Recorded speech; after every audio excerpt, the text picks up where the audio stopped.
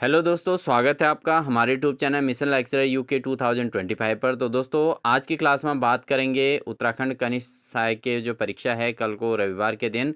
तो उन सभी अभ्यर्थियों को पहले तो कल की परीक्षा के लिए हार्दिक शुभकामनाएं। तो दोस्तों, अब चूंकि आप सभी अभ्यर्थियों ने अपना एडमिट कार्ड निकाल लिया होगा और साथ ही आपने एडमिट कार्ड के अकॉर्डिंग जो जो रिक्वायरमेंट आपको लेके जानी है उस पर हम चर्चा कर चुके थे, वो सारी चीज़ों के लिए आपने व्यवस्थाएँ कर ली होंगी। तो दोस्तों, अब वो समय आ चुका है जब आपको एग्ज़ाम में अपनी परफॉर्मेंस प्रदर्शित करनी है, यानी कि आपने जो मेहनत की है अभी तक, उस मेहनत के रिस्पॉन्स लेने का टाइम आ चुका है दोस्तों। तो कल जो है आपका एग्ज़ाम जो है 11 बजे से होना है और 11 बजे से 1 बजे तक आपका जो एग्ज़ाम है दोस्तों, इस एग्ज़ाम में आपके जो है 2 घंटे का इस पेपर, आपको 100 क्वेश्चन इसमें देखने को मिलेंगे दोस्तों।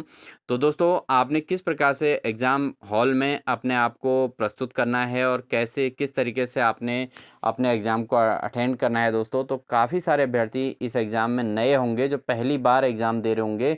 तो उन अभ्यर्थियों के लिए बता देते हैं कि आप सभी लोग जो है अपना एडमिट कार्ड प्रॉपर तरीके से और साथ ही आधार कार्ड और एक फ़ोटो अपने साथ लेके चलेंगे, 1 या 2 फ़ोटो अपने साथ लेके चलेंगे दोस्तों। साथ ही साथ बॉल पॉइंट पेन ब्लू या ब्लैक, ठीक है दोस्तों। तो इन चीज़ों को आपने लेके चलना है।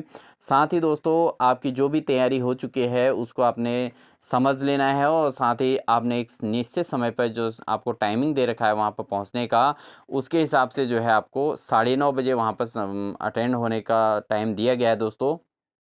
हालाँकि अभ्यर्थी वहाँ पर आते रहते हैं, मतलब ऐसा नहीं कि अगर आप 9:30-10 बजे तक नहीं पहुँच पा रहे हैं, 10:15 हो रहा है, 10:30 हो जा रहा है, तो आप लोग मतलब वहाँ पे ऐसा ये ना सोचें दूर से ही कि यार मैं बहुत लेट हो गया हूँ, इस तरीके से हेजिटेशन अपने अंदर ना लाएँ।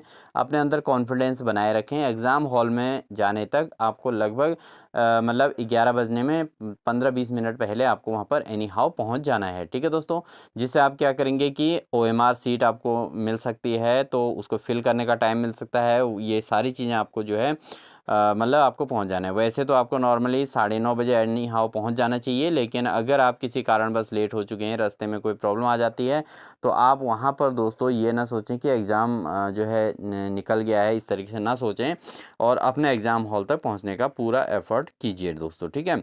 अब बात करते हैं दोस्तों कि पेपर सॉल्व कैसे करना है दोस्तों। पेपर में आपको सॉल्व करते वक्त दोस्तों यहाँ पर आपने सबसे पहले आपने अपना मजबूत पॉइंट देखना है, ठीक है, कि आपका उत्तराखंड वाला कॉन्सेप्ट ज़्यादा इजी क्लियर है या हिंदी वाला कॉन्सेप्ट ज़्यादा क्लियर है या आपका सामान्य ज्ञान सामान्य विज्ञान से संबंधित जो क्वेश्चंस हैं ये क्लियर हैं, रीजनिंग में आपकी पकड़ मजबूत है। तो आपने जिन टॉपिक्स में आपकी पकड़ सबसे ज़्यादा मजबूत है, जिनकी तैयारी आपने बहुत ज़्यादा अच्छे से कर रखी है, पहले आप उन चीज़ों को अटेंड ज़रूर कीजिएगा, ठीक है।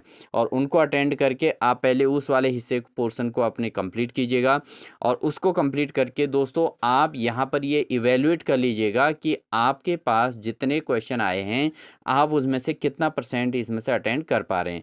अब ऐसा नहीं कि आप वहाँ पर काउंटिंग करने में इसमें समय बर्बाद करें आपका, क्योंकि आप पेपर जब सॉल्व करते रहोगे दोस्तों तो उससे आपका जो है क्या होगा, कैलकुलेशन अपने माइंड में बनती रहेगी कि हाँ इतने क्वेश्चन अप्रोक्सीमेट हो चुके हैं, ठीक है। अब जो क्वेश्चन आपको नहीं आ रहा है उस पर ज़्यादा समय बर्बाद नहीं करना है, यानी कि आपने ऐसा नहीं कि एक ही क्वेश्चन के पीछे लगे रहे उसको सॉल्व करने में। बहुत सारे अभ्यर्थी क्या होते हैं, बीच में कोई रीजनिंग का क्वेश्चन आता है तो उसी के पीछे लगे रहते हैं और उससे क्या हो जाता है, समय बर्बाद हो जाता है और लास्ट में जो है जो ईजी क्वेश्चन होते हैं लास्ट लास्ट के, वो क्वेश्चन फिर पढ़ने का टाइम भी नहीं मिल पाता।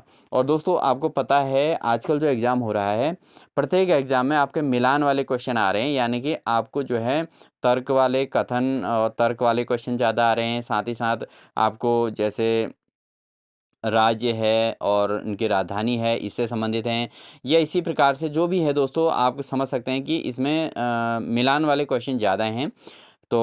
तो इसमें क्या है दोस्तों, आपने किसी क्वेश्चन में अगर ज़्यादा इजीली समझ में नहीं आ रहा है तो उस पे उसको स्किप कर देना है, उसको छोड़ देना है उस समय के लिए और उस पे कोई ना कोई ऐसा निशान लगा लीजिए जिससे आप उसको बार में देख सकें, ठीक है। और साथ ही साथ दोस्तों अगर बात करते हैं ओएमआर फिलिंग की, तो बहुत सारे अभ्यर्थी क्या करते हैं, पहले पेपर को सॉल्व करने में ही रह जाते हैं और ओएमआर को छोड़ देते हैं उस समय, ठीक है। तो ऐसा आपने नहीं करना है। आप क्या करिए, पेपर में कुछ क्वेश्चन सॉल्व करिए और तुरंत उनको ओएमआर में फिल कर लीजिए, जिससे आपका सीक्वेंस भी ना गड़बड़ाए। और कभी-कभी ऐसा हो जाता है, बहुत सारे अभ्यर्थियों के बाद में सुनने में आता है कि सर हमने क्वेश्चन तो सही किया था लेकिन ओएमआर में फिलिंग में ऊपर-नीचे हो गया और इससे मेरा क्वेश्चन गलत हो गया। तो दोस्तों आपके साथ ऐसा ना हो इसलिए आपको पहले ही ये जो है वो कर रहे हैं, एडवाइस कर रहे हैं, या आप समझ लीजिए एडवाइस समझ लीजिए दोस्तों, या इसको आप जो है एक तरीके से सतर्क किया जा रहा है, ठीक है, जिससे आपकी गलतियाँ ना हों। ठीक है दोस्तों, तो आप इस चीज़ का विशेष ध्यान दें और पेपर सॉल्व करते रहें, 2-2, 4-4, 5-5 क्वेश्चन करके साथ में ओएमआर शीट में भी फिल करते रहें। या आप एक सेक्शन को, किसी एक सेक्शन के 10 क्वेश्चन ले लो और उनको सॉल्व कर लो, साथ ओएमआर शीट में फिल कर लो। तो इससे क्या होगा, आपका सीक्वेंस भी नहीं गड़बड़ाएगा, क्योंकि ऊपर नीचे सीक्वेंस होने से दोस्तों सारे क्वेश्चन के आंसर फिर गलत हो जाते हैं। ठीक है, इस चीज़ का ध्यान दें। और साथ ही दोस्तों ये तो आपके 2 बातें हो गई, क्योंकि आपको एक मजबूत पॉइंट्स, जो सब्जेक्ट आपको कॉमनली आपके क्लियर हैं उनको पहले अटेंड करिए, और जिन चीज़ों में आपको जो है पूरा अच्छे से आ जा रहा है, एक बार पढ़ने में और समझने में सीधा आ जा रहे हैं, उनको पहले अटेंड कर लीजिए। फिर उसके बाद जो बचते हैं क्वेश्चन, उनमें आपने अनुमान लगाना है, रेशियो करना है कि कितने क्वेश्चन आप सही कर पा रहे हैं। अगर आपका 100 में से अगर 50 प्लस अगर एक्यूरेसी के साथ जाता है दोस्तों, तो यहाँ पर आपको थोड़ा समझ जाना है, 50 प्लस या 60 प्लस आपका चले जाता है। कुछ अभ्यर्थी ऐसे भी होंगे जिनकी तैयारी बहुत अच्छी होगी, वो 70 प्लस पहले राउंड में ही उनको डायरेक्टली पढ़ते ही क्वेश्चन आ जाएंगे। तो ऐसे को उसमें दोस्तों आपने क्या करना है कि आपने ऐसी स्थिति में आपने अब लापरवाही नहीं करनी है दोस्तों, ठीक है। बहुत सारे अभ्यर्थी क्या करते हैं कि मेरे, जैसे आपने मान लिया कि मेरे 65 सही हो रहे हैं, मतलब मुझे एक्यूरेसी आए गए हैं, लगभग अप्रॉक्सीमेट 60-70 आ रहे हैं, तो वो क्या करते हैं, अन्य क्वेश्चनों पे तुक्का लगा देते हैं और सोच लेते हैं कि पेपर बहुत ईजी आ रखा है और मेरिट हाई जाएगी। तो दोस्तों पेपर ईजी केवल उसी के लिए होता है जो पढ़ के आता है, और बाकी जो पढ़ के नहीं आता उसके लिए पूरा पेपर ही ईजी समझ लो, या तो, और या उसके लिए पूरा पेपर ही कठिन समझो, कुछ भी समझो। वो तो केवल तुक्के ही लगाएगा जो पढ़ के नहीं आएगा, ठीक है दोस्तों, उसका तो अलग सीन है। लेकिन आप अगर मेहनत करके जा रहे हैं, तैयारी करके जा रहे हैं, तो आप क्या होगा दोस्तों, आपके लिए भी पेपर ईजी होगा, क्योंकि आप पढ़ेंगे तो आपको पढ़े में से आएगा और आप उसको आसानी से कर लोगे। तो अब आपको वहाँ पे फील होगा कि यार मेरे को तो 70 से हो रहे हैं या मेरे 60 से हो रहे हैं, तो मेरिट बहुत हाई जाएगी। इसलिए आप क्या सोचते हैं, वहाँ पर कुछ प्रश्नों पर फिर तुक्के लगाते हैं। तुक्के का मतलब दोस्तों कि आप सोचते हैं यार चलो इसका ये ऑप्शन सही हो सकता है, अनुमान ये आ रहा है, तो आप सीधे-सीधे उसको टिक कराते हैं और लास्ट में जब घरा के देखते हैं तो वो क्वेश्चन आपका गलत हो जाता है। और वो क्वेश्चन गलत होने का तात्पर्य क्या है दोस्तों, आपके एक क्वेश्चन गलत होने पर सवा नंबर का लॉस हो जाता है, ठीक है। 1 नंबर तो वही जाता है जो गलत हो गया, और 0.25 जो है जो आपके सही में से उसमें से नंबर कटेंगे। और इससे क्या होगा कि 0.25 में आपको पता है मेरिट रुकती है आपस में, और 0.25 कम वाले का सिलेक्शन रुक जाता है और उससे 0.25 ज़्यादा वाले का सिलेक्शन हो जाता है। तो ऐसे में क्या होगा दोस्तों, आपको बहुत बड़ा लॉस इसका हो सकता है। तो इसलिए आपको पहले अवेयर कर रहा हूँ, अगर आप 60-65 जा रहे हैं, अगर 55-60 भी जा रहे हैं, तो आप वहाँ पर से थोड़ा स्ट्रिक्टली पेपर को दीजिएगा। वहाँ से आप 8-10 क्वेश्चन गेन करने का प्रयास तो कीजिए, लेकिन ऐसा नहीं कि जो मन आए उसमें तुक्का लगा दो, ऐसा नहीं है। तो आपको क्या देखना है दोस्तों, एटलीस्ट ऐसे क्वेश्चनों पर ही आप तुक्के का यूज़ करें, यानी कि आप अनुमान लगाएं। तुक्के का मतलब यहाँ पे अनुमान से मतलब है दोस्तों कि आप अनुमान लगा के आंसर उन्हीं क्वेश्चनों में दीजिएगा जिसमें आपको लगता है कि 4 में से 2 ऑप्शन तो आपको डायरेक्टली गलत लग रहे हैं, ठीक है, आपको पता है कि ये इसका आंसर बिल्कुल नहीं हो सकता। अब आपको कहीं 2 पर कन्फ्यूजन हो रहा है कि यार इसका ये था या ये था। तो दोस्तों ऐसी कंडीशन में आपने क्या करना है कि आप वहाँ पर रिस्क ले सकते हैं, ठीक है ना? वहाँ पर आप रिस्क ले सकते हैं, और रिस्क भी उसमें जिसमें आपका कहीं न कहीं भारी पड़ रहा है, आपको लग रहा है कि ये सही हो सकता है, ठीक है दोस्तों? तो ऐसा करके आप इस तरीके से जो है सही आंसर को ले सकते हैं। वो सही हो ना हो बात अलग है दोस्तों, लेकिन कहीं न कहीं ऐसा आपको लगेगा कि मतलब ऐसा हो सकता है कि अगर 4 में से 2 ऑप्शनों पर आप सीधे-सीधे साइड कर रहे हैं और 2 ऑप्शन पे ही आप अगर ये चांस ले रहे हैं, तो इट मीन्स सही होने की पॉसिबिलिटी थोड़ा बन जाती है, ठीक है।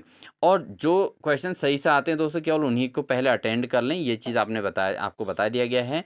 तो इस चीज़ का आप ध्यान दें। तो दोस्तों ये थी आपके लिए कल वाली परीक्षा के लिए, और साथ ही दोस्तों ध्यान रखें जब आप पेपर कंप्लीट हो जाएगा तो उसके बाद आपके पास ओएमआर सीट नंबर 1 और उसके नीचे वाली जो है जो ओएमआर सीट 2 होगी उसके नीचे, वो 2 आपने वहाँ जमा करनी है, और थर्ड वाले ओएमआर सीट को आपने थर्ड वाली जो उसकी कॉपी, कार्बन कॉपी होगी, उसको आपने घर को लाना है, ठीक है। तो ये सारी चीज़ें थी दोस्तों। तो सुबह जाते वक्त भी अपना ध्यान रखें कि आपने आधार कार्ड भी ले जाना है, आपने 2 फ़ोटो भी ले जानी है, 1 या 2 फ़ोटो उसमें लिखा है आपके उसमें, और साथ ही आपने ब्लैक या ब्लू पेन ले जानी है, और साथ ही आपने ले जाना है एडमिट कार्ड। इतनी चीज़ें आपने अवश्य ले जानी है।